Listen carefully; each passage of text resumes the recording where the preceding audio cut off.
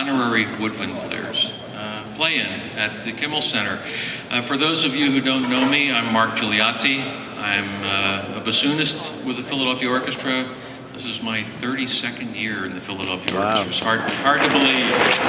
Hard to believe. And I'm also music director of the Lower Merion Symphony, and I see some of my players out there. So welcome, guys. I just wanted to introduce some of my colleagues from the Philadelphia Orchestra who are joining us tonight. In the flutes, we have Dave Kramer and Lauren Lind. In the oboe section, we have Elizabeth Masudnia, and I think Dick Woodhams is going to be joining us. He probably is stuck in the snow. In the clarinets, we have Sam Caviezel, and there's Paul Demers. And in the horn section, we have Shelley Showers, we have Denise Tryon, there's Danny Williams. Jen Montone is here. Did I miss anybody? Where's Jeff? I'm here. There he is. There's Jeff Lang. And in the bassoons, we have Angela Anderson and Holly Blake. So, we've had several play-ins here before for cello here in the Kimmel Center, and we had one for Suzuki violin at the Mann Center last July. We're going to have a couple more coming up this year, one for bass, one for brass, and what am I missing? Harp, of course, we're having one for harp also. So, I'd like to thank the people that made this possible tonight. Some of our sponsors. Philadelphia Orchestra's play-ins are funded by generous donations from board member John McFadden. Is John here? Thank you, John. And Lisa Kabnick, longtime supporters of the Philadelphia Orchestra, as well as an anonymous donor. And I also want to thank our good friend, Ramona Vosbikian. Ramona, where's Ramona? Ramona Vosbikian, thank you. Our good friend of the Philadelphia Orchestra.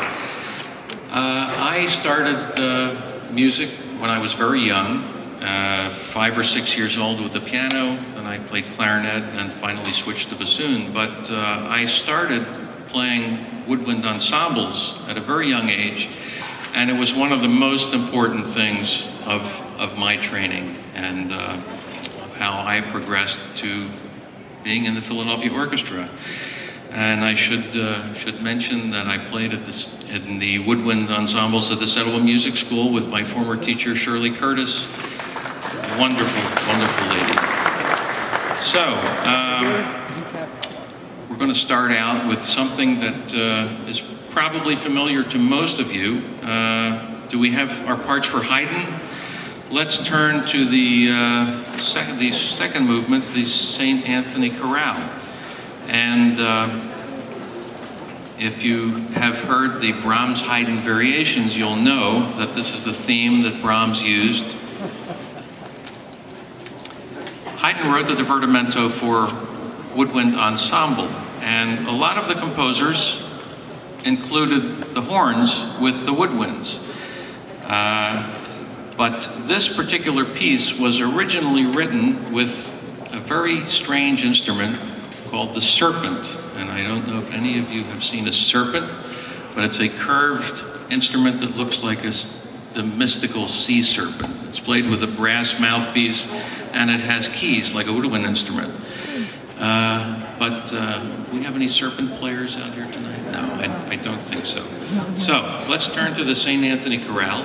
And I'm going to try and make as large beats as I can possibly make since we're all spread out. Can everybody see me?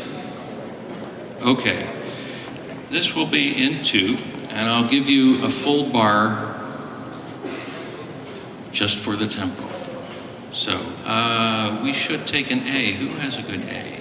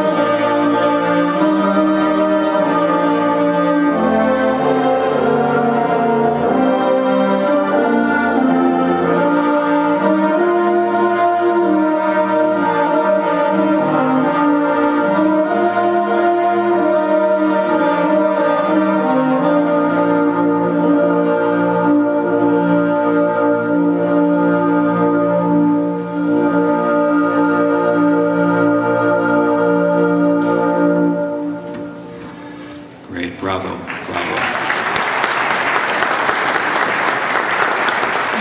Shall we play another movement from the Haydn?